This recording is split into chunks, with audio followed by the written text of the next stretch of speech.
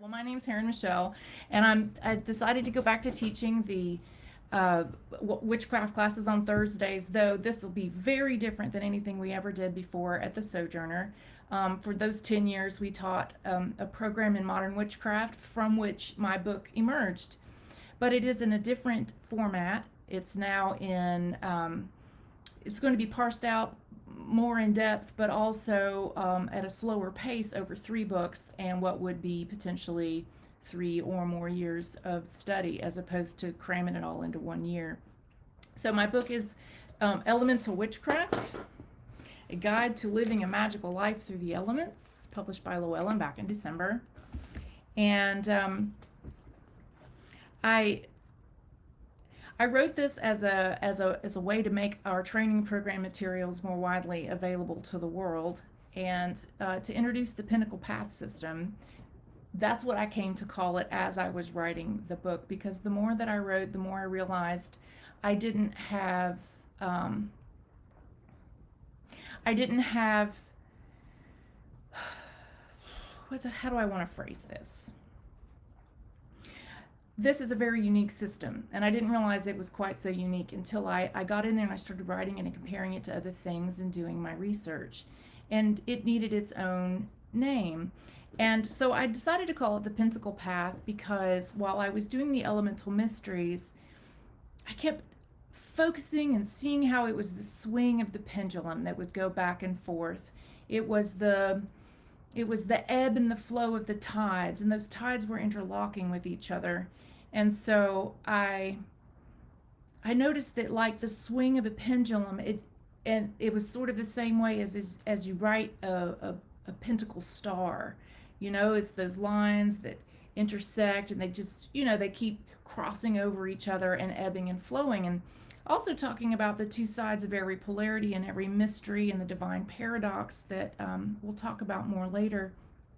I discovered that it really did feel like walking the legs of a journey throughout the year, as if I'm on a map and my wheel of the year has got all these, the places we're always going, but we're jigging and jagging through the map in these various legs of the journey. And there's these regularly scheduled pit stops at each of the elemental mysteries, so inner and outer.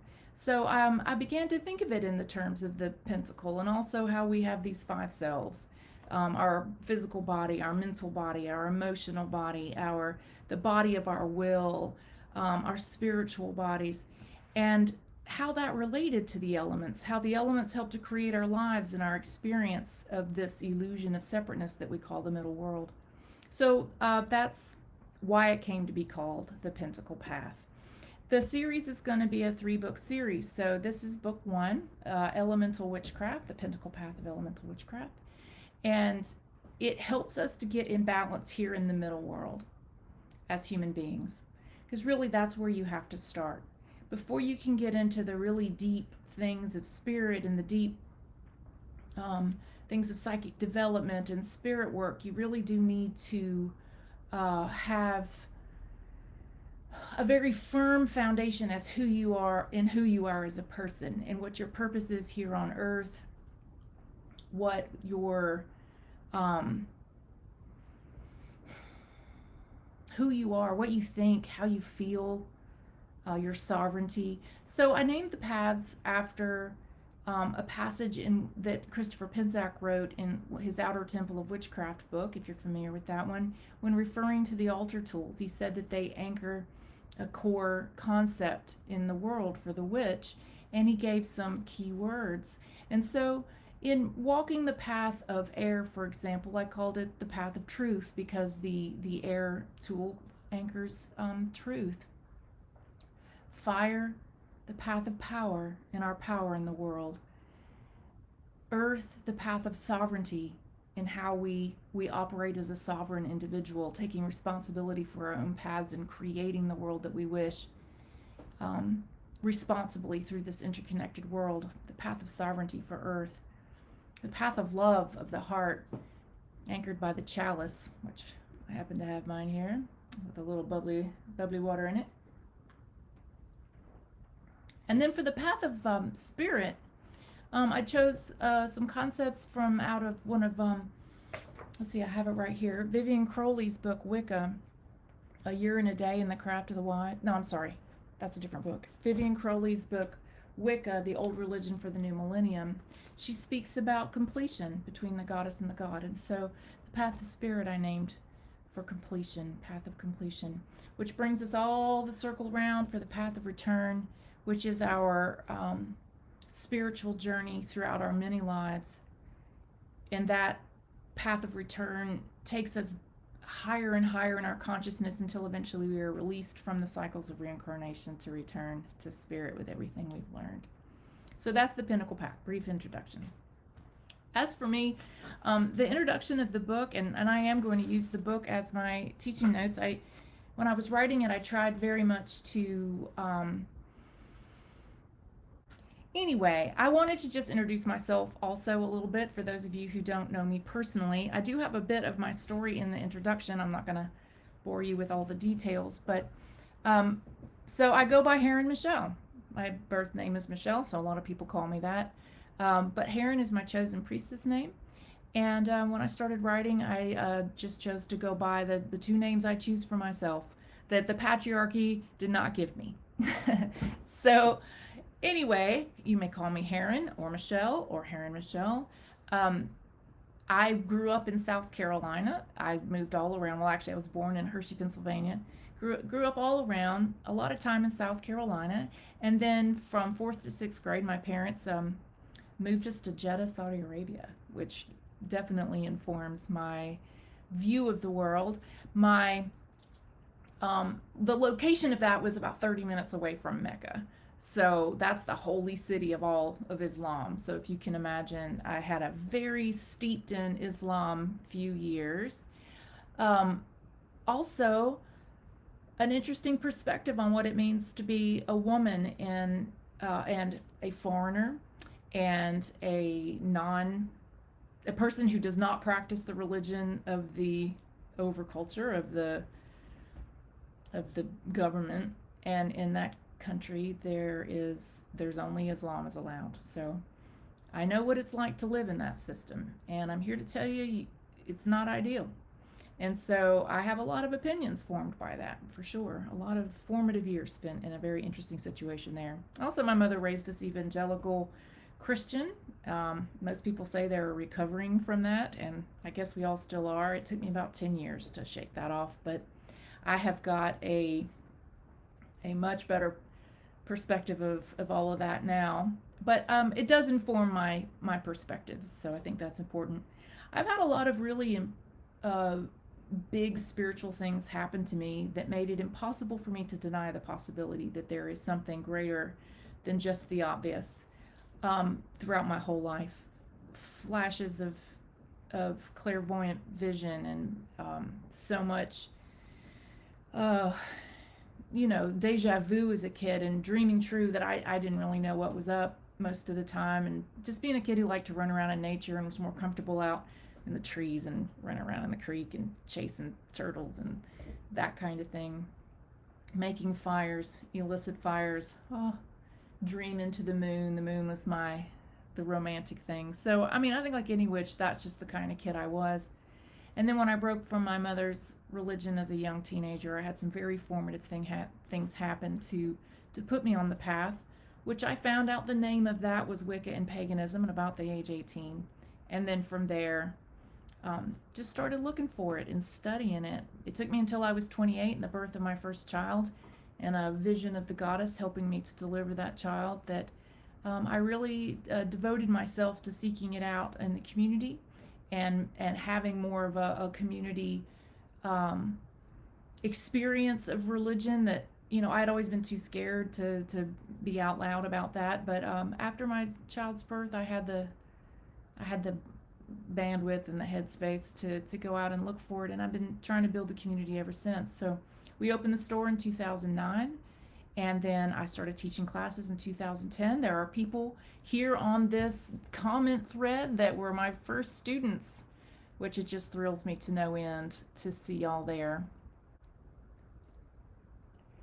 that 10 years was very informative. I've learned a lot since I started, which is why the book ended up being such a different beast, just a different content, different organization than what we originally offered those 10 years. That grew and evolved, of course, over time. And I learned a lot from working with many diverse people through many wheels of the year and watching how it worked and what didn't work. And so this to me is the important first step. What I'm offering here is, they say write the book you wish you had. I wish that I had had this sort of introduction when I started. It really gets you into your body. It gets you into the present tense of this beautiful world and this beautiful incarnation and all the struggle and the benefit of wherever you are, and being able to find the power in where you are, and then to find the techniques and the skills of witchcraft can help to regain your balance, improve your health, and then give you the skills and techniques you need to create whatever else you want, whatever healing you need, whatever the world around you that you want, the life that you want to build. I think the purpose of witchcraft is for effectiveness. I think the purpose of this is happiness. In the Charge of the Goddess, which is a poem we're going to talk about a lot, it's liturgy, it's scripture as far as I'm concerned, written or assembled by Doreen Valiente. We'll talk about that in a minute. Who is the mother of modern witchcraft, as far as I'm concerned. There were many mothers, but she was a big, important elder. And you'll hear Doreen Valiente's name a whole bunch from me in this course. But the Charge of the Goddess says, and also the Witch's Creed, another poem, says, it's our job to drink the good wine to the old gods and dance and make love all in praise. I think we're supposed to enjoy our lives, and that witchcraft can help us do that. So that's the big intro. I wanted to make sure that we all know where I'm coming from, and that I was self-taught from books, from bootstrap experience with other witches and book club kind of things. What I've always offered has been self-initiatory, though I do think that when working with other people, we help to get a structure, to have some accountability, friends that help us along the way, people who are expecting you, which makes it easier to show up and show up for yourself. I don't know. I always thought I've never really been a solitary. I've always been a covener, or a covener temporarily without a coven. So I hope that we can create the sort of community that we developed in that early class, in the classroom at the Sojo, those first bunch of years, in that we're just, individuals seeking our own path, but taking this little lap of the journey with some friends to help us along the way. That's what I'm hoping. But I don't have any fancy lineages or any real credentials to share like that. So just as long as we know what we're talking about. I've always been an eclectic, syncretic kind of a witch, and with a real passion for anthropology and history and science and how they all go together, and I that's my jam. That's what I can offer. I also, have worked through a degree program that we created in our coven through 3rd degree. So I guess, fair enough to say that I serve as high priestess, and I earned that fair and square with a lot of hard work. But to me, that's about humility and service and digging in deeper, not lording over higher. To me, that should be about devotion and service. So those are things that I've done. I'm also attuned to Reiki. So you'll find a lot of the influence of that Japanese form of energy healing based in the Hindu concepts of chakras and auras and the energy body. That also heavily influences me. So that will show up in this book. All right, so if you happen to have your book in front of you and you would like to look along, so let me just tell you how we used to do this. When I was teaching this in the classroom, and I mention this because I just recently heard an interview with Christopher Penczak talking about the early days of the Temple of Witchcraft, when everything was in the 3-ring binders. And then they published the book, and then it became the book. Well, Our coven's been working out of 2 massive 3-ring binders for 12 years. It's a lot. Here, I'll show you.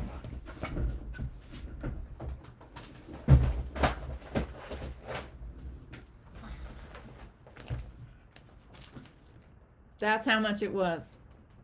And that's what I'm trying to fit into these 3 books, but with even more. The 3-ring binder days. And now here we are trying to shift into a new way. And but back in the day, I would print the little handout, and it was like a chapter of a book. And I would write the chapter as these were my speaking notes. And I thought, why make everybody write down everything that I'm saying when I could just write it up how I'd like to say it and hand it to them? And then they would have that to take with them, and they didn't have to sketch all these notes.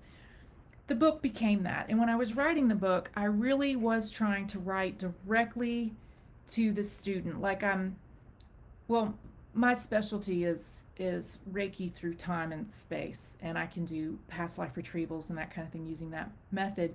So I'm used to connecting through time and space with another soul, connecting to that soul, and really having a communion of the interconnectedness with someone when I'm doing tarot card readings or doing healings and that kind of thing. And when I was writing, I really wanted it to be like my classroom experience, as if there's I'm looking across the old coffee table in the old Sojo classroom at the circle of faces around me and really connecting with them and trying to talk to them about what's important. And I was casting that into the future, and it's amazing how many faces would pop into my mind's eye as if I was talking to them. Friends that I know that I've seen on this group, and I've told them in private messages that in my mind's eye, I'm like, I'm just going to imagine that I'm talking to Stacy right now. Or I'm going to imagine that I'm talking to my friend Jenny in Ohio right now.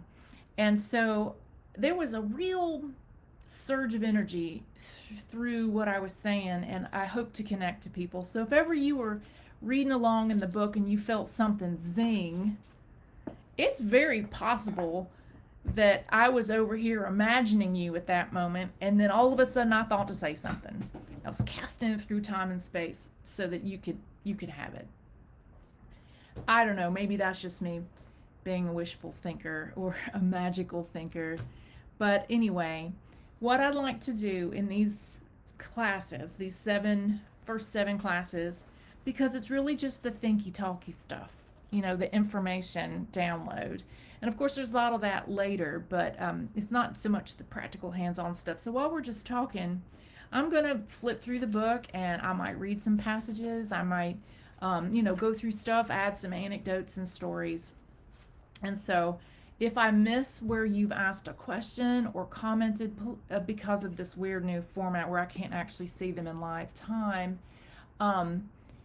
don't worry. I'll go back after the video is posted back to the group, because mind you, these videos will be saved and posted, and I'll even put them up on my YouTube later so that people who don't use Facebook have a chance to see it. But I'm just gonna kind of go through, and if you'd like to follow along, I'll give some page numbers for you. But this is basically what I would hand to my students when they walked in the door the first time. So I would like to begin by reading a passage from page 4 in the introduction. It is my definition of modern witchcraft, so that you know where we're coming from and what we're getting ourselves into. I think it's important, especially in this introduction. I tried very hard to make sure that everybody knew what flavor of witchcraft they were about to get, so that if that's just not what they're looking for, peace be with them. Go on your merry way. We don't have to be disappointed in each other that this is something different than what you might be looking for if that happens, because there are so many flavors and styles of witchcraft and Wicca. I am heavily influenced by Wicca, but I'm not a Wiccan, because that was intended originally to be a closed practice. I've never been trained by Wiccans. I've never gotten the secret oath material, and so I don't. There's things I'm sure that I don't know from a Wiccan perspective, but what I do know, I find beautiful, beautiful and fulfilling, and I love it. And so I know that there's a lot of hate in the world right now for Wiccans. I don't want to make anybody mad, but at the same token, I'm going to just be forewarned. There's plenty of that in there, but then also heavily adapted to the things that I think work and are suited for this current time. So I'm going to read from page 4 my definition of modern witchcraft. And I would love to know in the comments how you feel about this, or what you might add, or what you might disagree with. By my definition, modern witchcraft is a path of wisdom. This path emphasizes a radical new form of personal sovereignty, truth-seeking, empowerment, and responsibility that stands proudly on the cultural and religious foundations of our ancestors. Yet, we craft a meaningful connection to nature that will serve our future.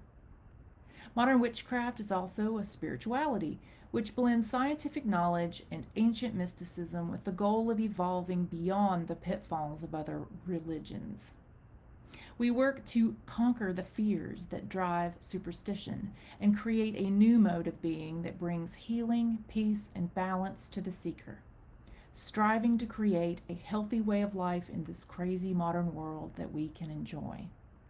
It provides the lens through which we can maintain a balanced perspective, offering a structure through which we can process life's challenges and grow through them with grace.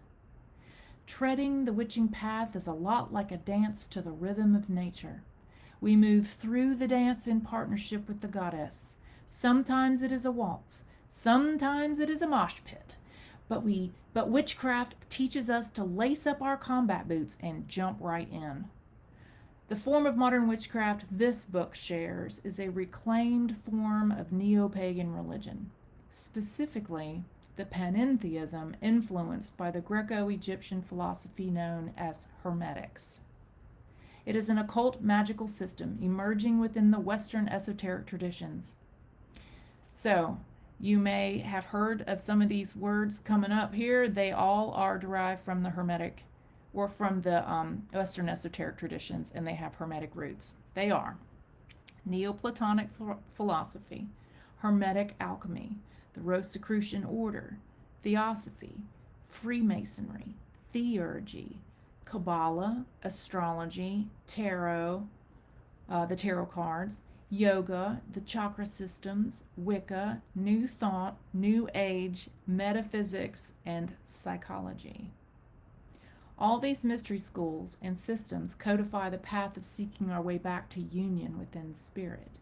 They all applied poetic structures and developed techniques of meditation, ceremony, and tricks of the mind, so folks of exceptional conscience and perception could better cope with life. Compost them all down to basics and their mystical applied forms of psychotherapy. Modern witchcraft may be a new sapling within this noble forest, but her roots draw nutrients from the fertile soil, then leans hopefully into a new light. Despite the ancient sources, the cosmology and paradigm of Hermetics easily aligns with advances in scientific discoveries and provides a naturally progressive, ecologically sustainable, culturally transformative, and radically inclusive framework through which we evolve into a globally aware 21st century. So, all right, so modern witchcraft. I want my foundations in the ancient world to be well understood. I've worked very hard to try to find out what's real and true for me, and I've shared that in the book. But I'm not interested in recreating the ancient world. I don't live there. There does not exist. We have our own problems. I find that very romantic and aesthetic, don't get me wrong. And a lot of the aesthetic of witchcraft is from a previous era. You know, there's the beautiful aesthetic of the cauldron and the candles and, you know, the broom, all these good things, the knife, they were what was laying around the house, back when these things were, emerging, when people were doing these things. It's not that they're the more appropriate vessel or whatever. It's just that that's what they had. So if your modern cauldron is a crock pot with a plug that plugs in the wall, and you can still be doing modern magic just the same, So I love the aesthetic. Don't get me wrong. I got brooms and cauldrons and staves and wands and stangs coming out my arse over here. But anyway, they're not. It's not required that it look like a Renaissance festival for it to be witchcraft. If you like that, do that, but it doesn't have to be.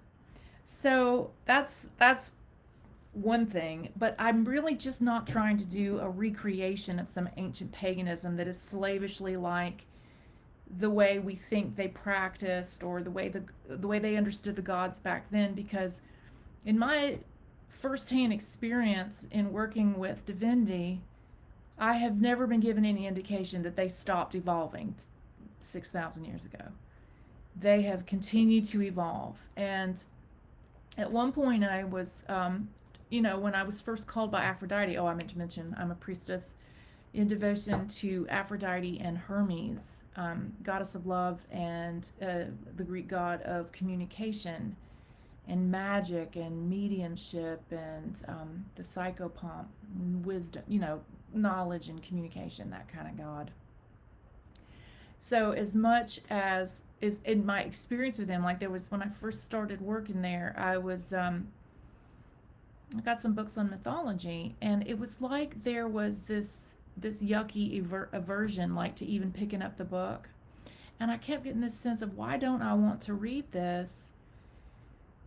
What's wrong with me? And I feel, well, I've come to the conclusion, right or wrong, that what I was being told or influenced at the time was kind of like the way someone, if you went to their house and picked up their middle school yearbook or their high school yearbook and started flipping through without their permission to read it, and they'd be like, "Oh no, don't! I was an idiot back then. Don't! That's how I'd feel if you picked up my middle school yearbook and read my messages or whatever. They are not the people they were. They were not the gods that they were back then. In the same way that I am not the same human being I was in high school. They've grown up, and so it was. I just got the sense that that's not where I was meant to be putting my time or my effort. I was meant to be doing something new for the future. So that's why I don't focus on that so much. However, I do love studying history and archaeology and anthropology, and I put as much of that in here as I could. I think it helps to inform us where we came from. I just don't think we should necessarily feel like we have to slavishly live there in order to be a good neo-pagan in the modern world. So, alrighty. So moving forward, let's see. At the end of page 5, I call this the Pentacle Path because, just like drawing the 5-pointed star in a continuous clockwise flowing series of equal lines, the path a witch treads makes regularly scheduled pit stops through the elemental and divine mysteries. These mysteries are mapped to the neo-pagan ritual cycle of 8 solar holidays we call the Wheel of the Year. This way, as we turn the wheel, we remain mindful of the elemental lessons in larger context. Elemental, lunar, and solar tides are celebrated as an interwoven pattern against the backdrop of the starry cosmos. Life becomes a magical sigil of balance, power, and protection that we embody through our rituals. This witchcraft provides a handy, adaptable structure through which we enjoy our incarnation here on Earth. By connecting to nature, a witch regularly aligns their individual spirit, mind, will, heart, and body to the transcendent spirit of Goddess. In fivefold interconnection, we awaken to their divine mind, to their divine will, to their divine love. And remember that our bodies are also divine. So that's to me what our elemental magic can help us to do in this middle world. And so they, but it's that sounds very daunting. Oh, we're going to connect our minds to divine mind and all this. It sounds very daunting. But the Tao Te Ching wisely advises the journey of 1,000 miles begins beneath one's feet. So we just got to start. I wrote the book to be a beginner place. If you've never done any of this before, let's just jump in. There's just no reason not to start right now from wherever we are. I see human beings as the embodied pinnacle. We engage in the practices, which is the praxis is a way of saying our practices, what we do, our techniques of elemental witchcraft. We successfully balance and align these energies in ourselves, which reveals the very crossroads of magic at our core. Your power, the temple of divinity, control over your life, and the goddess that you seek were never out there. These have always been at the center of your being. The Wiccan liturgical poem known as The Charge of the Goddess assures us, and I'm going to paraphrase this because I don't like all the fancy speak in this, but if that which you seek you find not within yourself, you will never find it without yourself, outside of yourself. For behold, I have been with you from the beginning, and I am that which is attained at the end of desire. So, in the introduction, I give a list of things to expect in the book, and also in this course, and in the practices that we'll get to later in the year. And I want to just sort of go through them like bullet points so that when we get to them later, so that we'll introduce what it is that we're going to get to later on. So the first thing that I want to make very clear is that this sort of integration of occult wisdom it comes from East, West, all over the world. It knows no borders. Wicca is sometimes mistaken to be exclusively derived from European and British pagan cultures. And I'm going to lay out in this course and tell you how that isn't true. However, it has just as many African, Middle Eastern, East and Southeast Asian influences, and these concepts can also be found in many Mesoamerican traditions. The Is-ness, they're the Is-ness. Modern witchcraft here we're going to talk about is eclectic, it's syncretic, it is intersectional feminist, it is progressive, egalitarian, and it should be just as inclusive as you can fathom.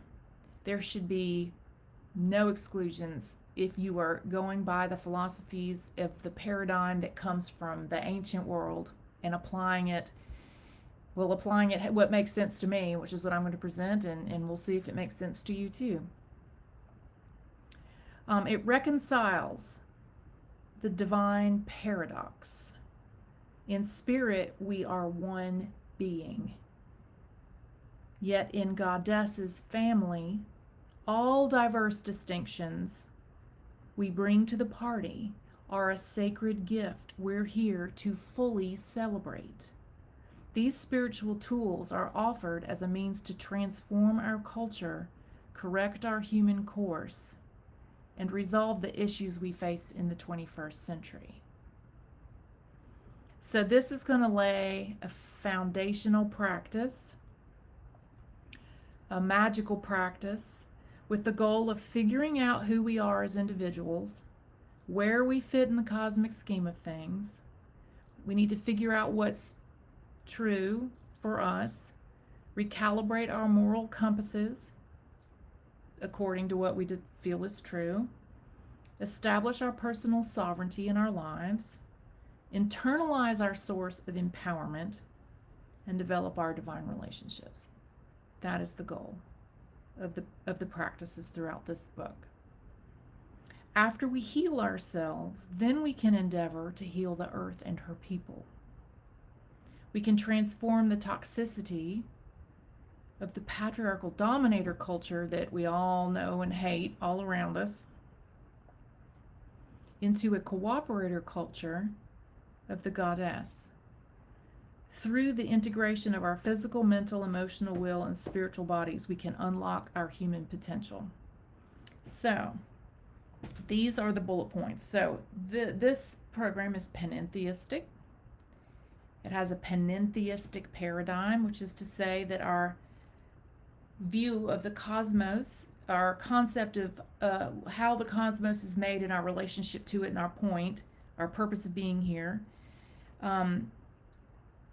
The panentheistic paradigm believes that divinity is both inherent within nature, so it's made of nature, but also has a transcendent consciousness, which is inclusive of all the other isms, like animism and monotheism and polytheism and etc. We'll talk about that more later.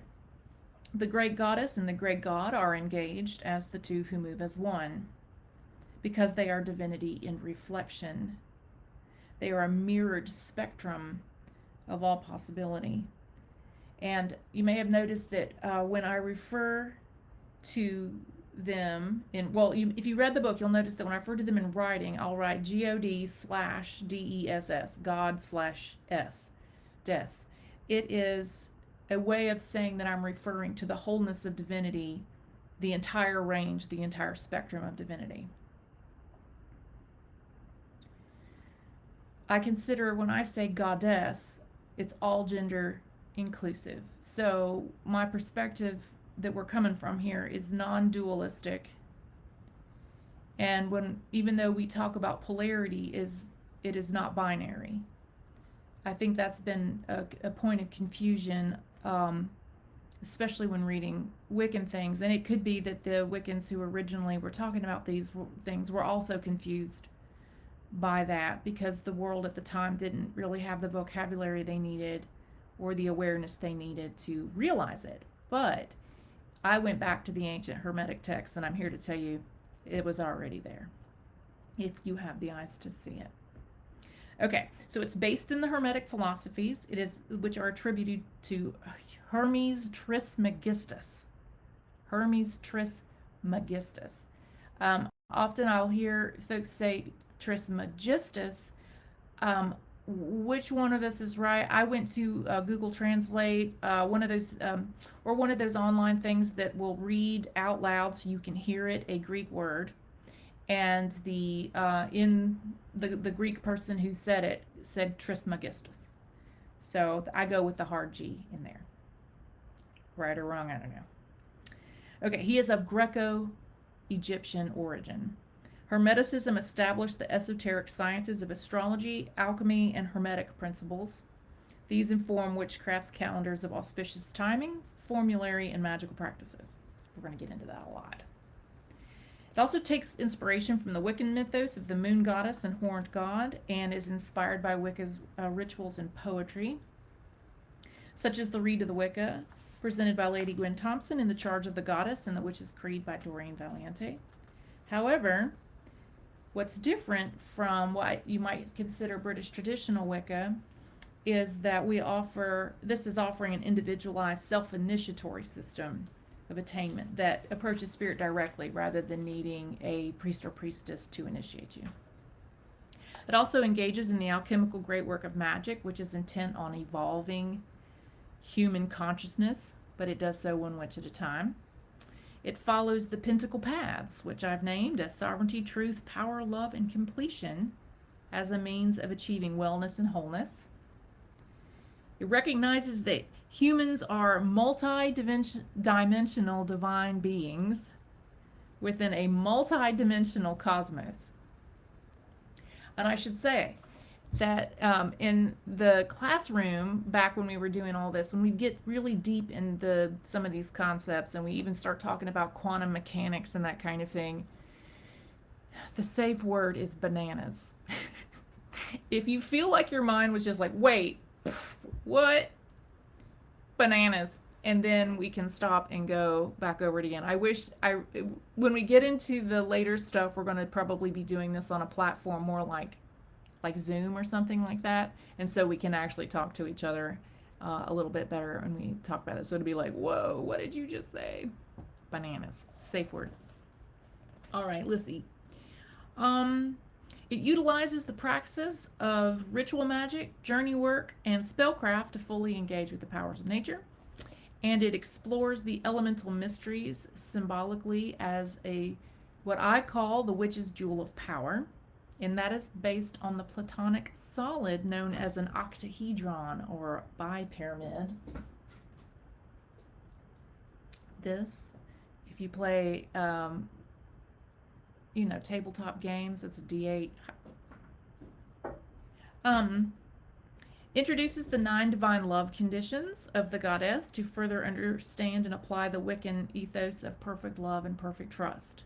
The 9 divine love conditions were basically a download. I don't know what else to tell you, but Aphrodite grabbed me by the heart and consciousness and drug me around until I got this message. And that was the year that I devoted myself in her service and asked her the question, what is perfect love? What is the unconditional love supposed to mean among humans? And these were the messages that she relayed, and so they are a foundation stone of this system.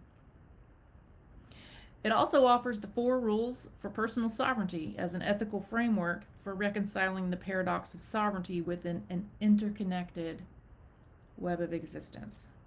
4 rules, real quick. Don't burn the witch. Don't be the asshole. I'm sorry. In the book, it had to be don't be the problem. Every time you're reading the book, you have my permission. Every time you see me say don't be the problem, you just can erase it in your head and go, oh, she really meant to say don't be the asshole. Come from a long line of sailors. We curse around here. All right, let's see. Don't be the asshole. Don't be the weak link. Must be present to win. We're going to unpack that a lot this year.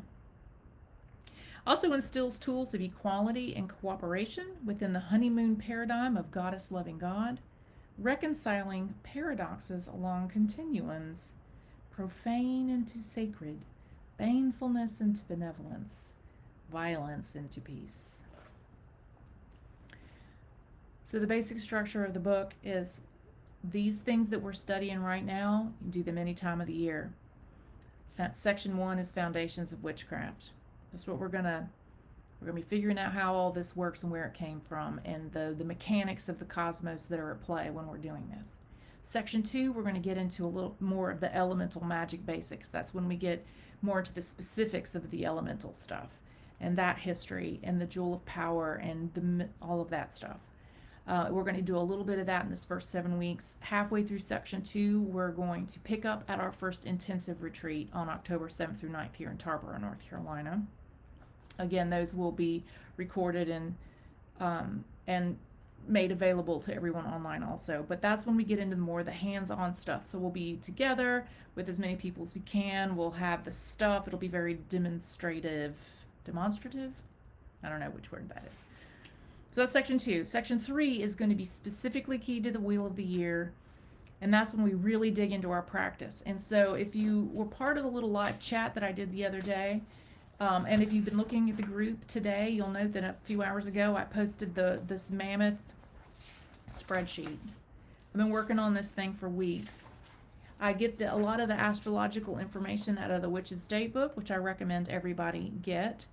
It really takes having 3 of these to get all the information you need for a whole wheel. So it starts in 2022 at the morning moon, and then goes all the way through 2023. And this wheel that we're going to be working, because in the book when we get to spirit, there's really no key to the wheel like the other elements have. It's more that you're always working those when you celebrate the moon, you're working those when you celebrate the Sabbats, but we save them to the end as a kind of, here's your year, and now there's your day to think, to align yourself with Goddess, or your inner God, your inner Goddess, and all the spectrum between. And then, then you're finished. And that last bit could take as long or as little as you want. We've just thrown it in there during this time period that would lead you to Imulk so that we can wrap it up neatly. So that'll be our year. And so these are all the dates. You're welcome to download this. I'm also going to be creating a blog post for my Patheos Pagan blog, which I'm fired .net if you haven't found it before. It's called Witch on Fire. And every year I put together a calendar.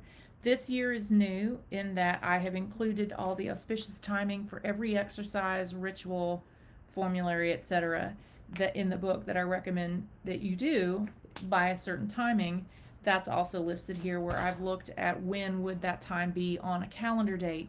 Now, mind you, and I apologize for anybody in a far-flung time zone or hemisphere from me, this is keyed to where I am right now. So Eastern time zone and Northern Hemisphere.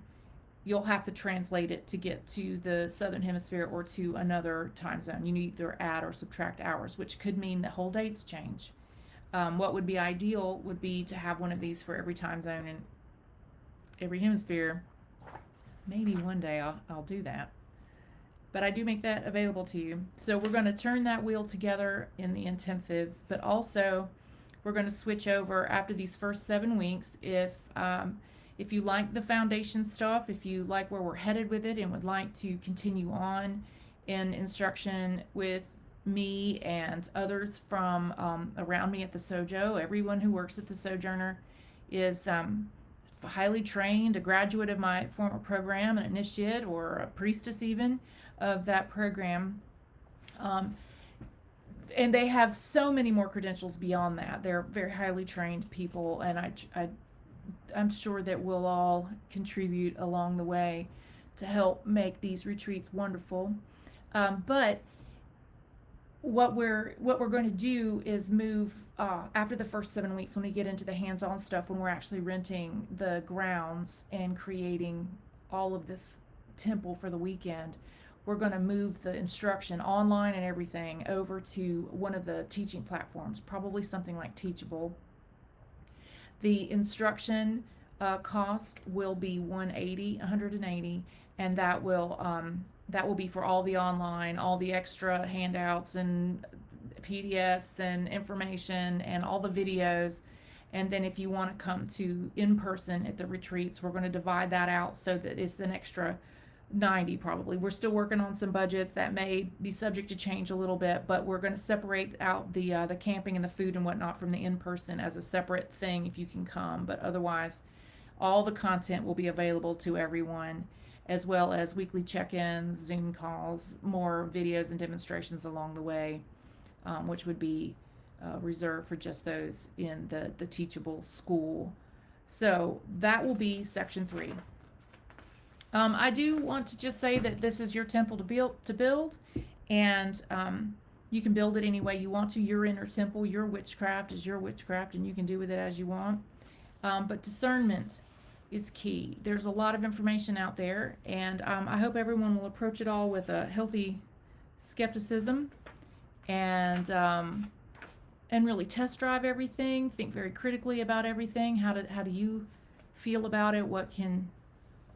Maybe there's some things, some assumptions we need to challenge. There's just a lot. I'm asking that everybody reconsider everything they've ever heard about witchcraft, or at least give it the possibility of adaptation and evolving with new ideas. Data is not the same thing as wisdom. We have all got access to so much data right now, but unless you know how to, you spend time to unpack it and you really critically examine it and really figure out how to put it into use, and if it works, great. If it doesn't work, not great.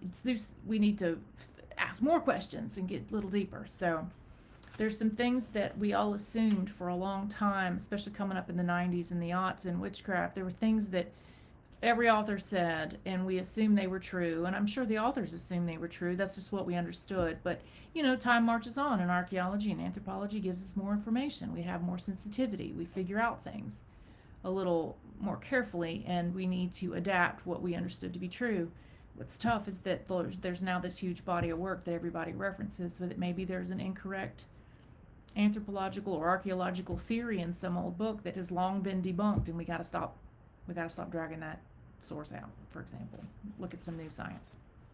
Okay, that was just the introduction, and it's 53 minutes into this thing. I'd like to talk about chapter 1 in more brief terms. So, chapter 1 in section 1, the religious foundations. What makes something a religion? There are witches that would die on the hill saying that their devotional polytheism is excavating the old religion, and there's the worship of the old gods. There are witches who would just as equally die on a different hill saying that their witchcraft isn't a religion at all, and that's okay. That's how we like to be able to define ourselves and what we believe. That's fine. I do think that this serves the same purpose as a religion because it answers the same questions and it serves the same functions that a religion tends to serve, like asking the questions like, what's the nature of the cosmos? How was it created? What's our relationship? Is there a divine being? Is there some higher power or higher consciousness or higher intelligence? What's our relationship to that intelligence? Why are we here? What's the point of it all? Usually there's ethical systems involved, an idea of where we go when we die or what happens when we die, things of that nature. How should we live and behave while we're here? So once you have a paradigm and an understanding of the cosmos, these questions tend to follow, and that serves the function of religion. So throughout this section 1, I'm basically going through each of those questions and going, okay, well, how does modern witchcraft and neo-paganism, my witchcraft break? And I'm going to look at some of the comments here. Thank you, Kayla, for posting the blog. That's awesome. Yeah, lacing up our combat boots. Yep. It's funny. I think about you. Spicy self-improvement. That's right, Lynn. All right. Well, all of us who came up as goth kids or punks or whatever you want to call it from the 90s, we have this. I'm a Gen Xer, 48 years old, so I've still got the combat boots I was wearing my freshman in college up in Vermont, and yeah, that's when I was getting into witchcraft, and to me they go together. Combat boots and my witchcraft go together. All right, so where does the journey begin? Well, at the beginning, usually. But where is that? If everything in the universe is a cycle, where's the beginning? These are the mysteries. Hold on. For my friends down in Florida, these are the mysteries. I think the cycle transmutes and begins its swing back into a new mode in the darkness. The darkness before the dawn, in the pause before, when the pendulum hangs, before it swings back again. It's the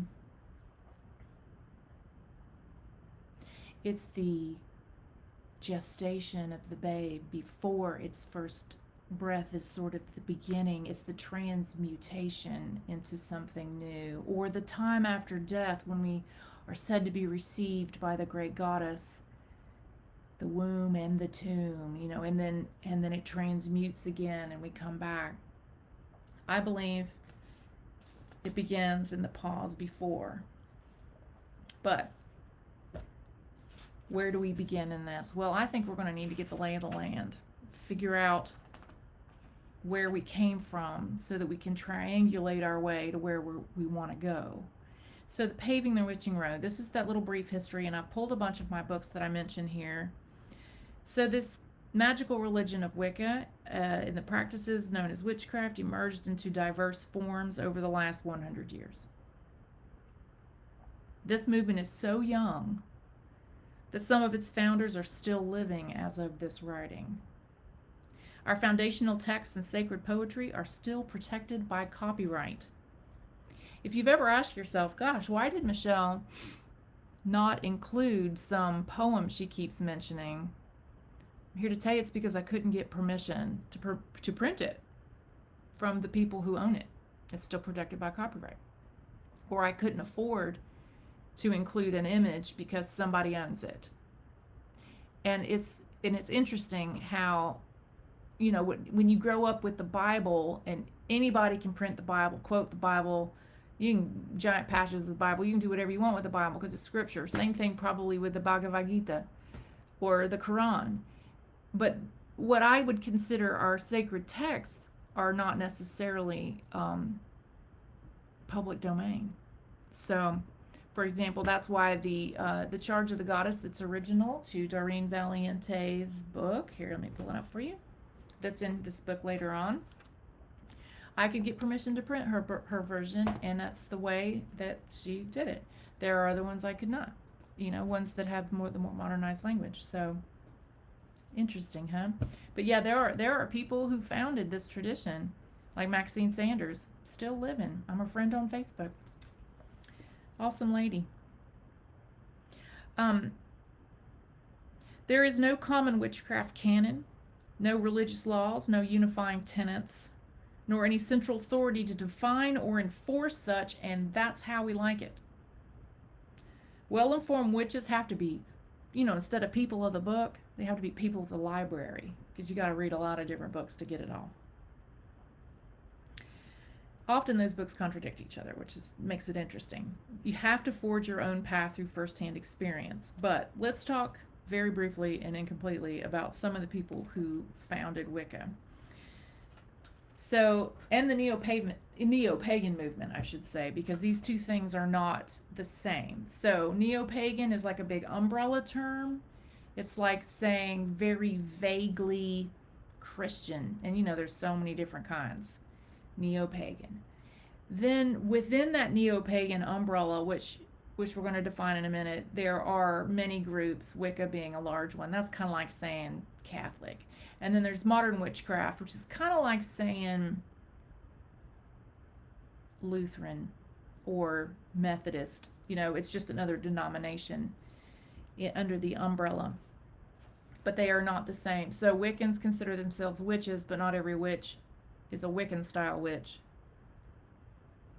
We'll get it. Okay, so the founders of Wicca and neo-pagan movement took inspiration from anthropological and folkloric works of the late 1800s and 1900s, and those include works by archaeologists such as Margaret Murray's Witch Cult in Western Europe. Here's an old copy I happen to have. She was really an Egyptologist. She wrote the Horned God of the Witches, I believe, and she had some ideas that have been proven not right. She said she was the one that said there was this uninterrupted lineage of witchcraft that had survived since the prehistory, uninterrupted, and had just gone underground, and there was a continuous thing. No, I'm afraid it wasn't true. Anyway, her work, she wrote The God of the Witches, not The Horned God of the Witches, just The God of the Witches. That was 1933. This was published originally in 1921. Also works by folklorists such as Charles Godfrey Leland's Aradia, or Gospel of the Witches, from 1899, and Sir James George Fraser's The Golden Bough, 1890. I have a copy of it over there, but it was so ratty and about to fall apart, I was afraid it would disintegrate if I brought it off the shelf. Also, The White Goddess, a historical grammar of poetic myth, in 1948 by poet and classicist Robert Graves. Beautiful, inspired, but also there's some things that are problematic in there that folklorists will say, that didn't exist in the ancient pagan world. That is something Robert Graves introduced with The White Goddess, and it's lovely and it's amazing, but it isn't actually the old folklore that he said it was. So other things to take with little grain of skepticism when you read what it supposedly means. I think it's poetic or mythic truth and not literal truth. Graves was especially influential to modern goddess religion, as he is believed to have channeled an unorthodox feminist mythology in reverence to the great goddess of love, destruction, and inspiration. She was worshipped in the matriarchal cultures of the ancient past prior to being supplanted by the patriarchal gods of war, logic, and reason. So then you have all these old things, and then we have the 20th century writings of ceremonial magician and infamous occultist Aleister Crowley. He lived from 1875 to 1947. He, again, was an occultist. The Rosicrucian influences from the Hermetic Order of the Golden Dawn, of which Crowley was a member, 1898, and MacGregor Mather's translation of the Key of Solomon, which was published in 1888, all drew from those old sources. And then they added in the theosophy and Jungian psychology influences of another former Golden Dawn member whose name was Dion Fortune. She lived 1890 to 1946. She published books like The Mystical Kabbalah, 1935, and The Sea Priestess and Moon Magic, that was published posthumously in 1956. Those were heavily influential on the witches and occultists coming along. Then Crowley's organization, Ordo Templi Orientis, often abbreviated to OTO, they blended the ritual techniques of the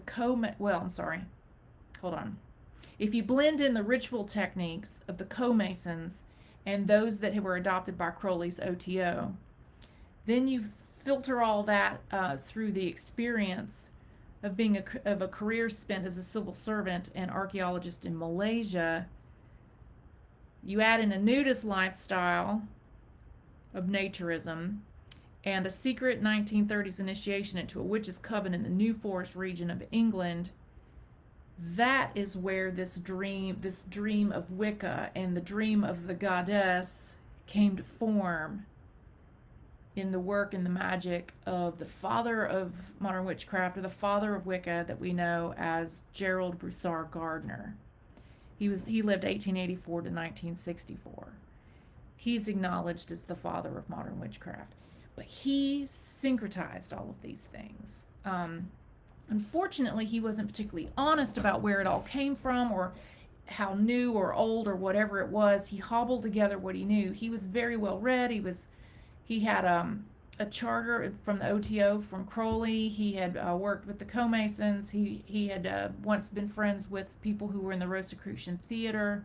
He definitely was associated with witches in the New Forest region that were probably of the more local, pagan, earthy, folksy vibe. Who knows? I don't know.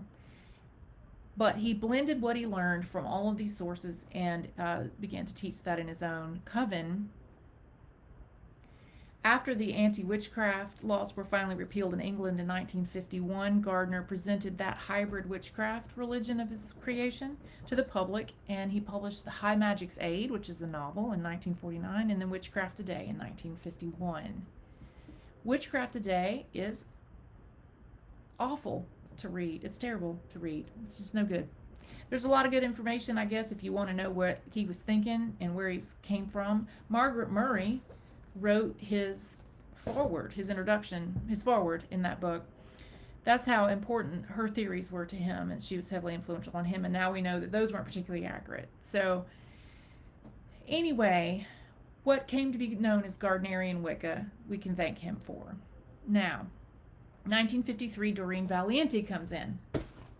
Doreen, she also wrote, we're going to get to this in a minute, The Rebirth of Witchcraft. If you can read this, if you want to read one memoir from one founder, read this one. This one's awesome. I love it. It's great. She was initiated into Gardner's coven and would help to rewrite the rituals and liturgy of his Book of Shadows. And those would go on to be hand-copied by each of their initiates into their books of shadow, and then when they would go off in the world, they would share that with their students. So that's how the lineage forms. Notable among her contributions is her prose version of The Charge of the Goddess, which blended passages from Leland's Aradia, which we mentioned earlier. Wish I had a copy to show. I don't have them currently here. And her own poetry inspired by Greek mythology. And then Valiente and Gardner collaborated on his book, The Meaning of Witchcraft, in 1959. That's the better one to read if you want to see what he had to say, because Doreen was a wonderful writer, researcher, very reasonable human being, lover. And they further introduced Wicca into the world through that book. So Valiente is the mother of modern witchcraft. Her keen discernment and research skills, in-depth occult scholarship, and beautiful poetry enormously influenced the witchcraft resurgence among many diverse paths, which just sort of the goddess's garden. Everybody who left from that took what they knew and their experience and they just wandered on into the world, taking students and adapting it, which where you get all of the traditions from. But during that same period, there's another Englishman named Alexander Sanders. He lived 1926 to 1988, and he received an initiation and a copy of Gardner's Book of Shadows. And then he went on and established an Egyptian-influenced tradition with his then-wife Maxine Sanders. She wrote this memoir, also awesome. She's the one that's still living. I recommend reading Firechild, if you can, to get to know where Alexandrian witchcraft came from the person who was there. She was a previously initiated priestess of the Egyptian gods, and she tells that story in her books. So that's the influence there. So again, they syncretized that. Their lineage came to be known as Alexandrian Wicca. Throughout the 60s and 70s, they would even work with journalists and movie production people and appear on the news and that kind of thing to answer questions. So they really helped to bring it out to the world. I'm grateful to them. And all of that is told in this book. Then through the remaining 20th century, all those original British covens initiated and they hived off and people wandered on into the world. And, all these decades later, they've blended it with environmentalism and civil rights movement and the feminist movement to create something new today. But concurrent to all this Gardner and Alexander Sanders stuff, there was an entirely independent form of traditional witchcraft of Britain also came to light, primarily through Robert Cochrane. He lived 1931 to 1966, and his coven called the Clan of Tubal-Cain. Cochrane's correspondence was with a witch named Joseph Wilson in the U.S. would mean that his letters and teachings would be distributed around the U.S. They founded the 1734 tradition, among others. So, interestingly, after breaking with Gardner in 57, Doreen joined Robert Cochrane's coven and studied with him for a year, and then broke with him as well. I love her story. Oh my God, if you want to hear about how Mama Doreen dropped the mic and just walked out on both Gardner and Cochrane to go make her own jam with some other people to be very reasonable elsewhere and not be assholes, she tells that story, and she's my hero. They say if you could spend one night at a dinner party with one person, living or dead, who would it be? I'd choose Doreen Valiente. Okay, so she even went on to help co-author a book of the Cochrane's rituals, the traditional witchcraft rituals and so forth, with Evan John Jones, called Witchcraft, A Tradition Renewed. That was published in 1990. Then Valiente authored several influential books of her own, notably Witchcraft for Tomorrow, which is an excellent book I recommend for everyone. I have a copy. I just forgot to bring it down. And The Rebirth of Witchcraft, like I said, definitely a must-read. So we've come a long way in a short period of time. It is still evolving. It's like we've been watching the Jell-O set up in the refrigerator this whole time, and it still isn't all the way. It's still jiggly. And so we're over here jiggling it ourselves to try to come up with something that can be the firm foundation we need to move forward. And we're still rectifying some of the misinformation that came down the pipe, either intentionally or unintentionally, from some of the founders. And we are purposefully picking it apart and weaving something beautiful with it. In my opinion, everybody who has come from there has taken the time. If they were running a coven and teaching this stuff and thinking about it and living it, you just can't help but to prune the garden. I'm going to use a gardening metaphor.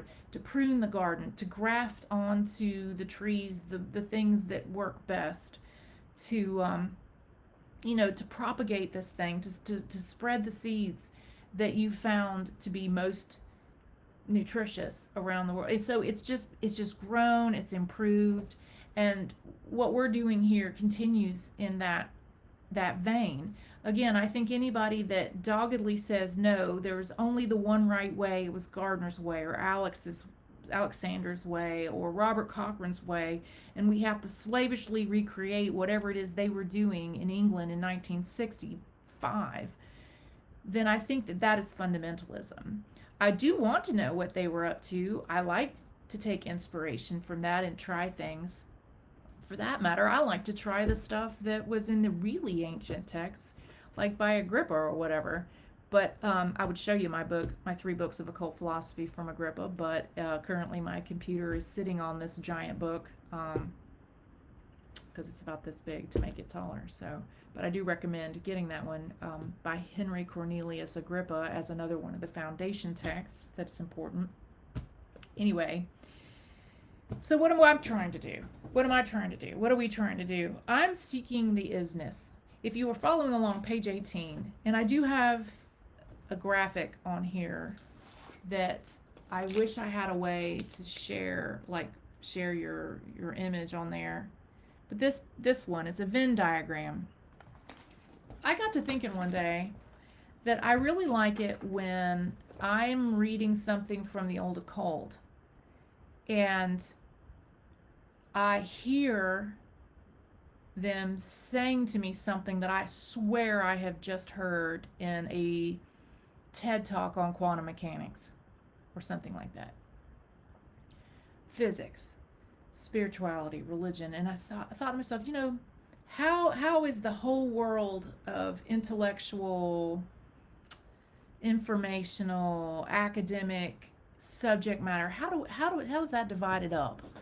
And all these different perspectives that we're coming from. And I went and I looked online and I found a university somewhere, I think it was part of their website, that listed the major areas of intellectual discovery, academics, and put them into categories based on, I guess it was based on what their colleges, where were the majors housed, in which college under this university.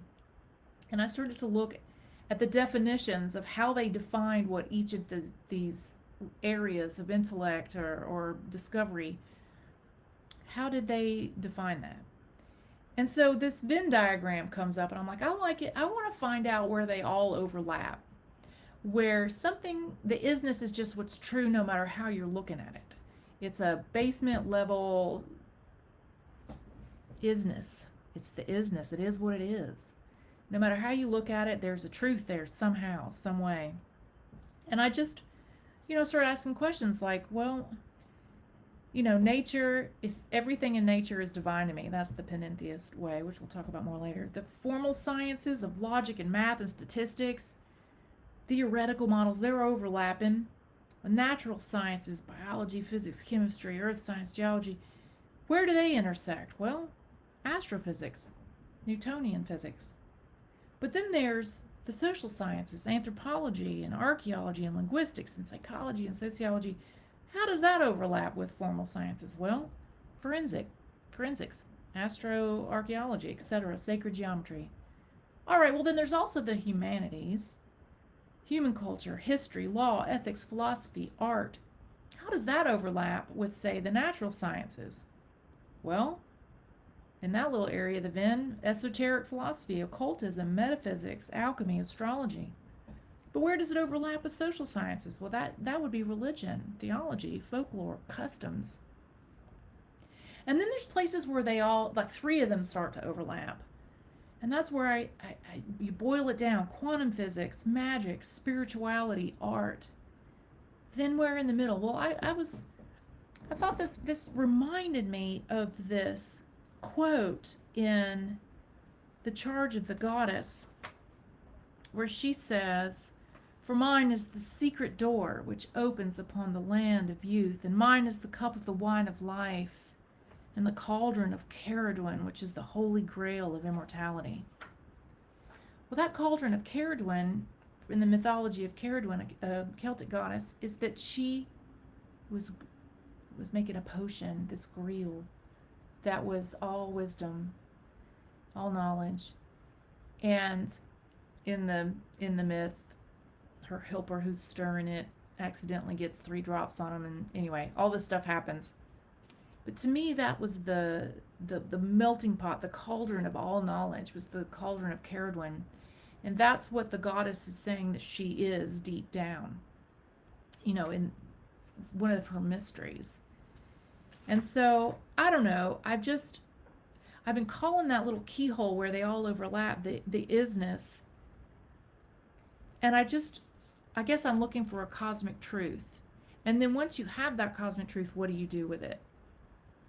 How do you put that to good use? Because what good is it to know the mystery of this thing and then still be a miserable son of a bitch? So I mean, I want to be a happy person. Before it was always I was going to define paganism really quickly in a couple of other words, and then we're going to get our way through this thing. Oh my god, I'm going to have to shove some of this information over onto another video maybe if it goes too long, but I gave us 2 hours, so I'm going to try to get through as much as I can. I should probably say that when we did this on Thursday nights before, it was always a 3-hour class, but there was also check-in and some sort of meditation, so I wasn't trying to go a whole 2 hours. All right, defining paganism. It comes from the Latin paganus. In the beginning, this word meant something akin to country dweller or of the land. And it described those folks far from town who just hadn't been converted to the new conquering religion of Rome yet. It came eventually to be a slur like hick or redneck, or, implying ignorance. It merged further into more of a condemnation, like if you don't have if you haven't converted to Christianity, if you're not with us, you must be against us. And then it became a kind of godless and then anti-god kind of an idea. Or if you're the old religion, you must be in leagues with Satan, because if you have that binary view of there's only the Christians who are with us and the enemy, then there's not a lot of wiggle room in there. So it became a slur. It became a condemnation over time. But we are reclaiming the word because as a word that just means its original meaning. It was the religion, an indigenous religion rooted in the agricultural cycles of the world, or then rooted in nature, that is indigenous to the earth and to the people who grew up out of that earth and grew up in the cycles of nature and the seasons, how they are experienced in that place. The classical Greeks, the Romans of the Mediterranean, the Norse and Celtic cultures of northwestern Europe, the Sumerians, Babylonians, Phoenician cultures of the Middle East, the Egyptians of northern Africa, among many others all over the world. You could even, by this definition, say that the Mesoamericans were an indigenous religion of that region, and they could be a kind of paganism of that area. They themselves were a blending of cultures from before they emerged into recorded history after the Iron Age. So ancient pagan cultures did not grow up in a vacuum. Through refugee migration after natural disasters and by sharing along trade routes and shipping channels, then of course they invaded and conquered all over. There was a lot of sharing of ideas and synchronizing of cultures, syncretizing of cultures before the Iron Age even. But to use another agricultural metaphor, the branches of diverse mythologies and deities grafted themselves onto these world trees of every patch of the ancient world.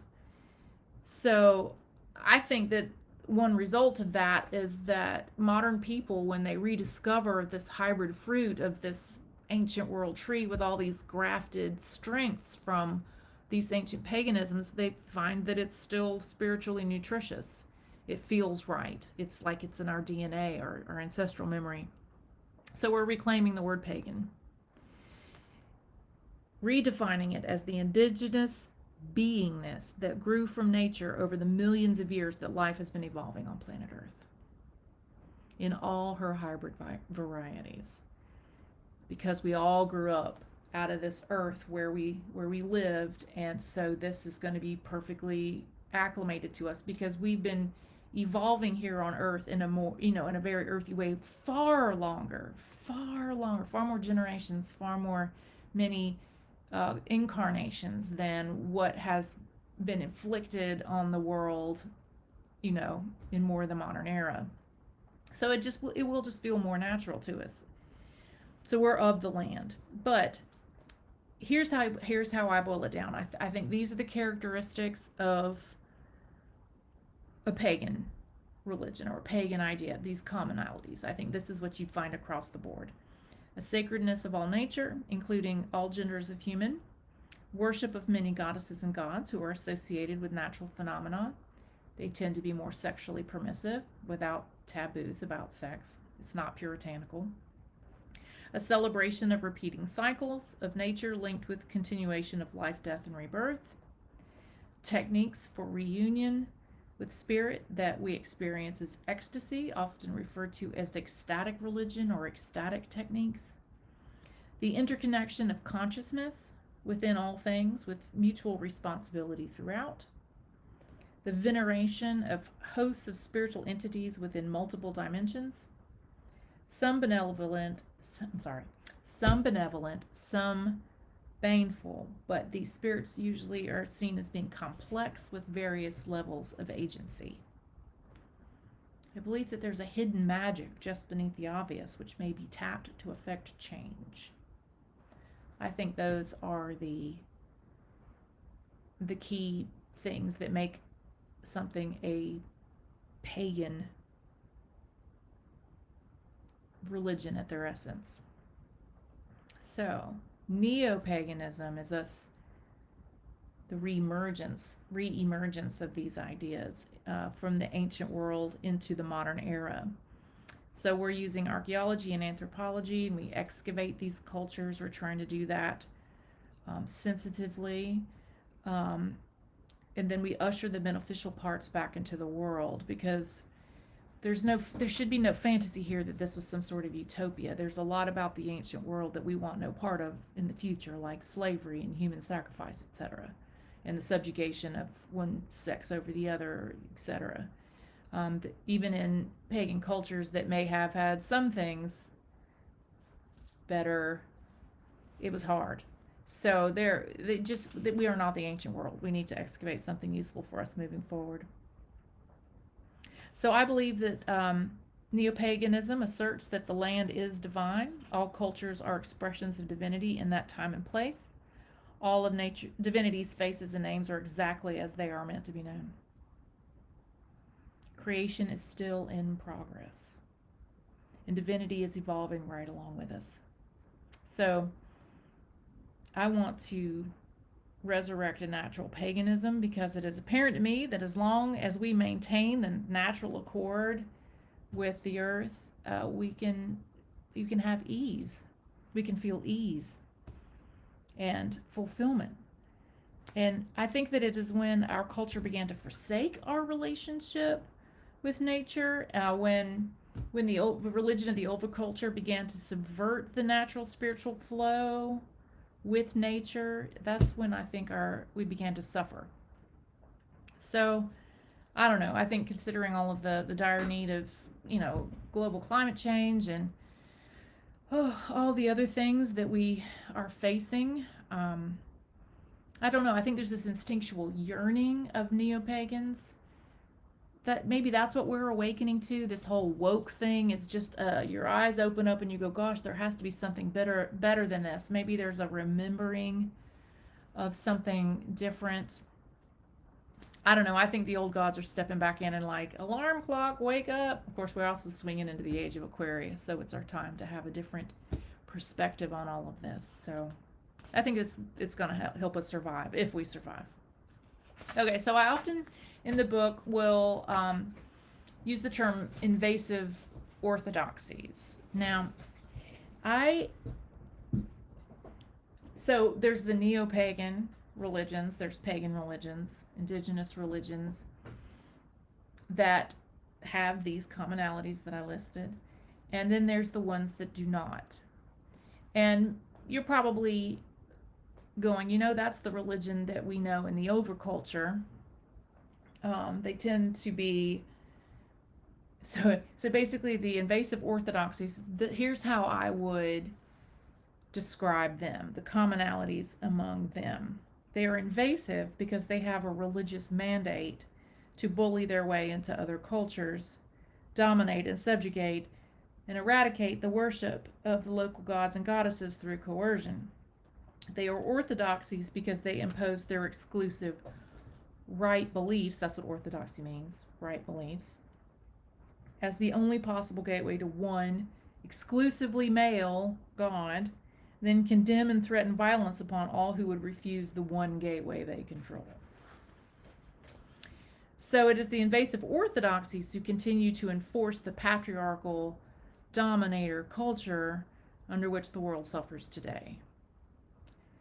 The paradigms of those religions control through a fear of being cast out from the love of divinity. Their message is to comply with the absolute authority of their specific God or be tortured eternally. The invasive orthodoxies have been running their extortion racket for less than 2 millennia, leaving much of humanity hijacked, kneecapped, and exploited. So, I'm sure you're thinking you know what I'm talking about. I do not name them because I do not want to feed more power, nor do I wish to brush with a broad stroke everybody by those names, because we all know that there is no monolith Christianity. There's no monolith Islam, etc. The people within those umbrella terms do not all think, act the same. There are specific sects across the world, and if they have those commonalities, those characteristics, I call them an invasive orthodoxy. Paganism would say, I believe that the coercive tenets that I just listed of invasive orthodoxies, which may just be particular little sects here and there, are a form of spiritual violence. They are not in harmonious accord with nature. Evil, which I don't use that word very often, which neo-paganism would say flows through fear-based choices, emerges from the subversions of the natural order. And by neo-pagan standards, the tenets of the invasive orthodoxies are an aberration. And all humans have the free will to just ignore them. Even if generations of our ancestors have been part of one of these sects with these ideas, we still have the right to lay down the weapons of the dominator culture and just refuse to fight further on their battlefield. We can honor our ancestors that came way before them, the ones that were practicing their indigenous religion before fire and sword and everything came to forcibly coerce them, or whatever happened. We can just choose to lay down those weapons in peace and walk away. And I hope that the tools that we learn through witchcraft, the ones that I'm presenting in this book anyway, they can help to transform our culture into what I call a cooperator culture, also called a partnership culture by Rand Eisler, which in chapter 1 I talk about a lot. She wrote this book, The Chalice and the Blade. So, oh good, yay, I'm back. Okay, whew. I'm glad y'all see me. Sorry, there was technical difficulty with my power. Anyway, Chalice and the Blade by Rand Eisler. Highly recommend that to be read. Other books that will help to illustrate what sort of cooperator culture that archaeologists and social scientists are saying emerged from the ancient world, the pre-Iron Age ancient world. This book by Maria Gambutas, The Goddesses and Gods of Old Europe, Myths and Cult Images. Very important work.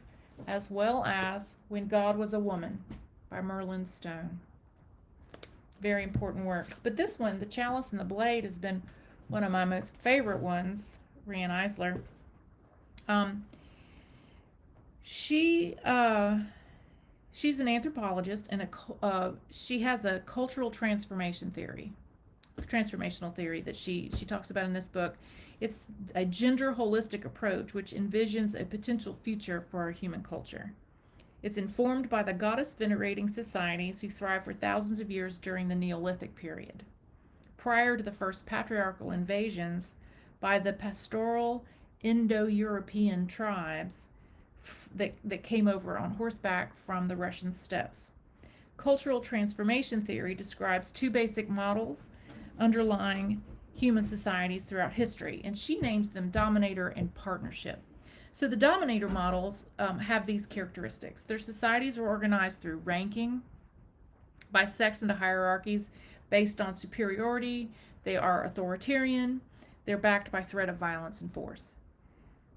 Also, they're established through warfare, control of resources, creating false scarcity. Any of this sound familiar to y'all? Y'all watch the news? Okay.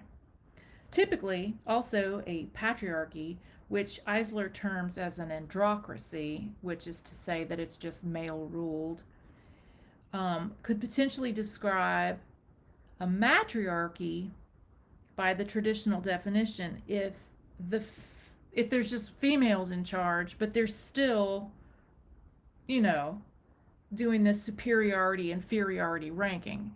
So the point she was trying to make it where we're not talking about is it your mom or your dad, mater or pater, that's in charge. They're trying to say that it's your relationship to power. Are you dominating through fear and coercion? Is it about warfare and all this? Or is it based in something else? Which is why she was moving away from the terms patriarchy and matriarchy. And I do also. I think if we think of it in terms of a dominator culture versus a partnership or cooperator culture, we're better off. So other things that the dominator model has as an attribute: they acquire wealth by developing technologies of destruction. They venerate the power of life taking, and their culture is all about the fear of death, and it's symbolized by the blade. Now, a partnership or cooperator model has these attributes. A society is organized through linking and an egalitarian cooperation among all the sexes, all the genders. It's established through peacefulness and shared abundance.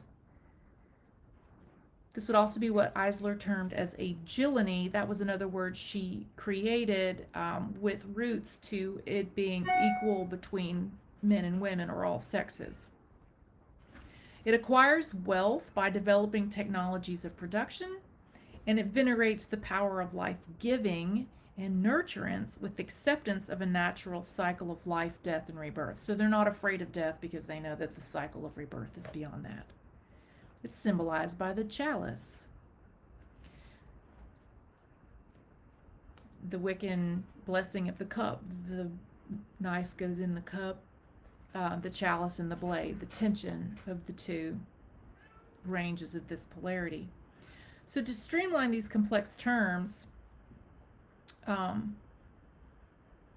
we'll define the patriarchy as a dominator culture. It's focused on a solely male deity, ranking males as superior and subjugating all others through threat of force.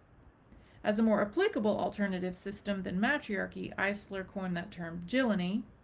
But she's talking about a cooperator culture or partnership culture. It's focused on an array of gender-inclusive deities, linking us all in divine interrelationship with each other, but in an equal and egalitarian way. So it really isn't about pater or mater. It's about your relationship to power and how you lead, how you organize, how you inspire people. So the patriarchy of the invasive orthodoxies we are most familiar with in the West have a battlefield paradigm rooted in their good versus evil mythos. The patriarchal approach to power is a cosmic fight for dominance maintained through threat of violence and abandonment. If you live almost anywhere on Earth in the early 21st century, this war zone is what we're experiencing right now. No wonder we're all suffering from anxiety and depression. In contrast, the potential for a Gelanic cooperator culture of modern witchcraft would be based in a honeymoon paradigm of goddess loving God. So it's not a versus, it's an inclusion, it's a unity, whose approach is to power is unity. Here, everyone lives in the bower of creation. A culture inspired by the great goddess implies an egalitarian organization shared through multiple mutual cooperation of all people rather than domination. So just think about it this way. If you had a Gelanic cooperator culture, so not about the gender or the sex of the people who were in charge, they would, it doesn't matter. If it was a cooperator culture, they would build strength from loving inclusivity like a mother loves all her children. It's just a family approach. It's a healthy family approach. So why is any of this important? Well, in magic, the first thing you have to identify before you can create change in accordance with your will is what's the actual problem. If we are just continually slapping some salve on a symptom, it's not nearly as effective as figuring out what the root problem is and then working to change the root problem, the root disease. And I think that the root disease for the problem that most of us are suffering in this modern world, or at least collectively, if you consider our issue with climate change and the heaping plastic garbage in the ocean, and the fact that we still have to worry about sexual slavery and the abduction of children, etc., in our culture, the subjugation of people of color and women and trans people. It's awful. Those are our collective problems, as we have individual problems too. What's the root problem? Well, I think the root problem is this dominator culture. The good news, and this is why I think that the old gods have been moving through the work of Gerald Gardner and Doreen Valiente and Alex Maxine Sanders and Robert Cochran and the guys that wrote The Golden Bough and The White Goddess and all of Dion Fortune's, where all those things that bring us here have started during this transition period into the age of Aquarius, which takes like 300 years to transition. I believe that what's surging through us and becoming more aware where we stand right now is like when in Lord of the Rings, the hobbits and Gandalf and the Fellowship realize that they've got to carry the ring to Mordor. They are alive in these shit times. Why witchcraft now? Well, I think witchcraft, if you understand it from both sides, if you really thoroughly understand the paradoxes and the mysteries of each of these elements, and God and Goddess in partnership, in mirror reflection of each other, we have the tools, the cooperator tools presented to us to change to a cooperator culture. The most powerful tools a witch can command are encoded within the traditionally feminine or the receptive side of the elemental mysteries of air, earth, air, water, and fire. Elemental witchcraft shifts us away from ye old clenched fist of stingy doom into the opened heart of loving potential. This magic results in both personal and societal evolution. A happy byproduct of this progress is a more just society and a healthier planet for our children to inherit. Ultimately, this evolution is the goal of the great work of magic that we present in Section 3. Whew, this is a lot. I know it's a lot. But the seed of thought that I'm trying to plant here, and I know that many feminists have said similar things in the last 40 years, 20 years, 30 years. But the inspiration for this came from a conversation with my partner, who I know I talk about all the time. He's a musician. His name's Litbone. He and I were talking about this one day. He recommended this book to me, and I had said something about smashing the patriarchy, and he goes, I just feel like that's the problem. If we keep smashing the patriarchy, bludgeoning each other with their dominator tools or dominator weapons, then all we've done is staged a coup and transferred power and privilege, but we haven't changed anything. Maybe we need to do something else. I think we need to cooperate more. And then he goes, that reminds me of this book. You should read it. So I think these tools will help us to build, help us to dismantle the culture, the thinking, the approach to relationship, the approach to our sacred purpose and our will in the world, our approach to our personal sovereignty and what we're responsible for in our lives. We can dismantle the old systems that are derived directly from the invasive orthodoxies, which should not be our problem. They should not be holding us hostage. We should not be slaves to a paradigm of a religion that we are not. And that no one, honestly, it's probably the worst thing to ever happen to planet Earth, that this thing took hold. And I'm not angry about it. I'm not being hateful. I feel so much compassion for the people who are still locked in the mindset. It's like being in the Matrix. You're asleep in that pot of goo and you just don't know what's happening, and then you become aware of all these other things, and you just can't abide that anymore. That's where I've been for quite some time, and I know that in all my years of talking to witches who have come to me, in their existential crisis of realizing that everything that they ever knew and were taught, what the culture teaches them, is just something they can no longer abide. They just don't believe it. They just can't accept it. So they're looking for something else. I feel like this can be an answer to fill that place and give us the tools we need to build something better. So there is still so much left, and we are coming up on 2 hours. I'm going to stop there, and I'm going to possibly even sneak in one more of these videos that I might do tomorrow and just post, or maybe we can come up with another time. I'm not sure. I realized that this has been a lot. I think that's a good stopping spot. From here we go, starting on page 27, to define panentheism and define modern witchcraft, and all the things that we need, moving forward. I can list all of the books that I have just referenced, Marjorie. They are listed, actually. The ones that I was listing there are what were on page... It's the section in chapter 1 called Paving the Witching Road. All those books were listed there.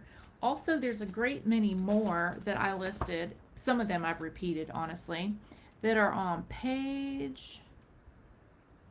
They're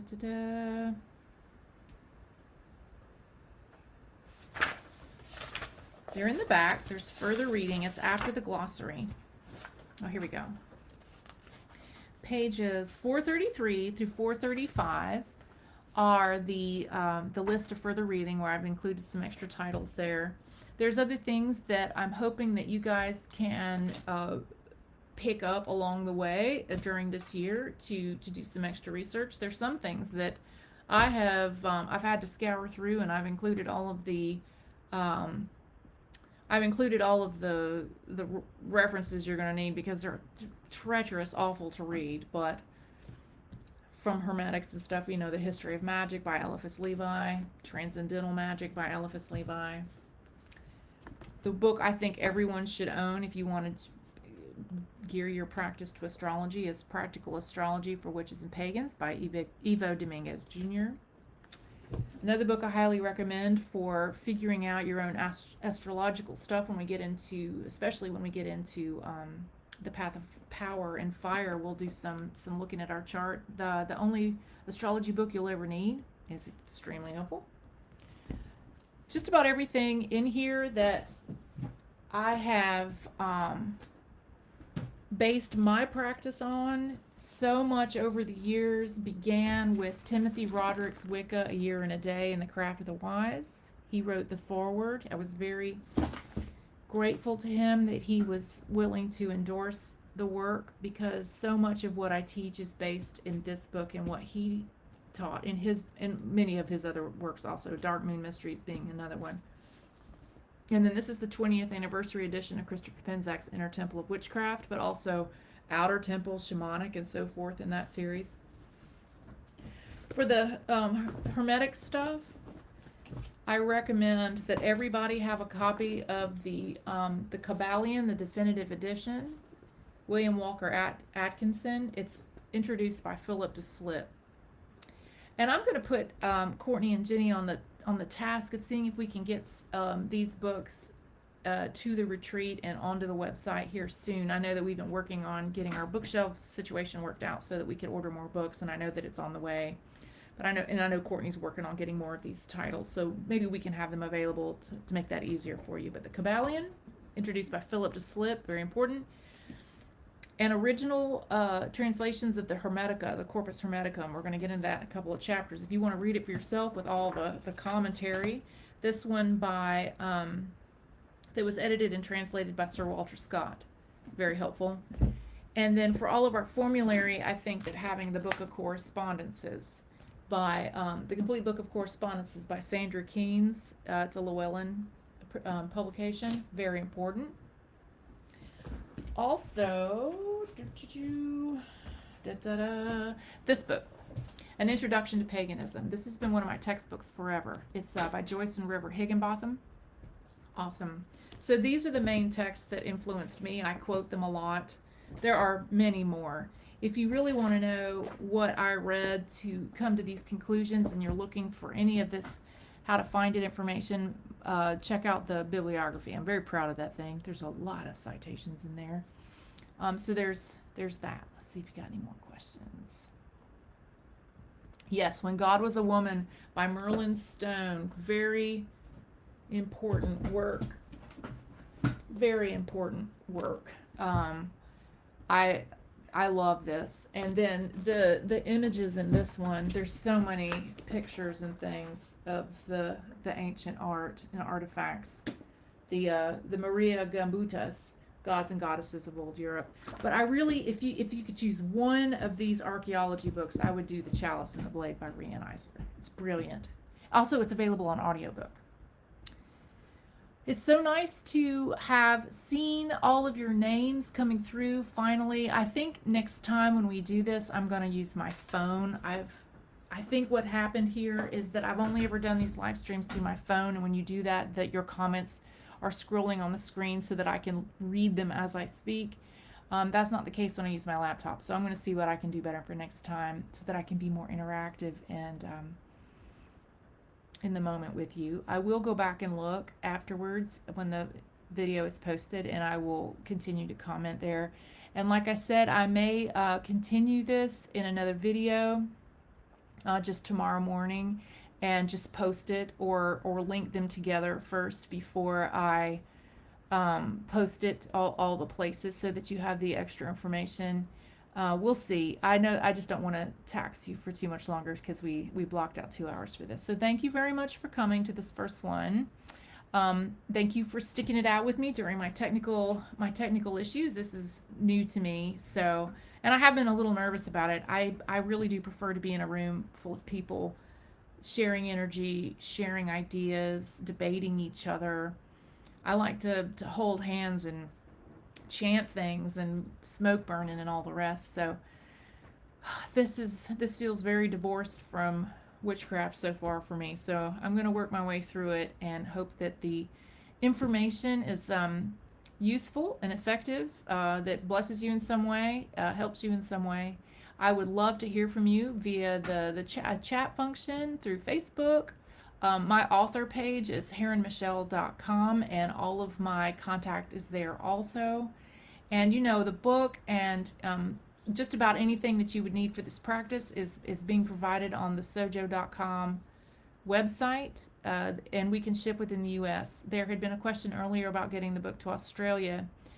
Our research tells us that the shipping cost to get to Australia, just even for the book, would not be worth it. It's just not. And I know there's a lot of great vendors in, local vendors to the other regions of the world that can get this book, because just about anybody carries Llewellyn or can get Llewellyn because it's available from all the distributors.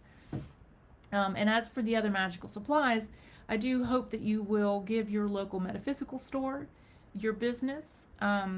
If you don't have someone local, we would love to ship you something. We again, we can't ship things that are combustible and whatnot overseas. There's so many rules. It's very complicated. It gets very expensive. But if you're in the U.S., we would love to help to supply you in any way that we can. And stay tuned for more information about our first intensive retreat that will start August 7, 8, I'm sorry, October 7, 8, 9 here in Tarboro, North Carolina at Oak Grove Retreat. We're updating our website to include all this information, and we'll have that soon for you. All right, let's see. Any final questions? Yes. Thank you, Capella Kayla, for putting the Paganism by Joyce River Higginbotham up there. Oh, thank you, everyone. Yes. Thank you, Christine. Thank you, Greg. I'm very pleased that you guys were here. I'm sorry if I feel a little out of my element, but welcome to my office where I write books and craft witchy things. And I hope that as I get used to this new format, we'll begin to build, I don't know, that sense of interconnection again. So until then, merry meet, merry part, and merry meet again. Bye, y'all. Good night.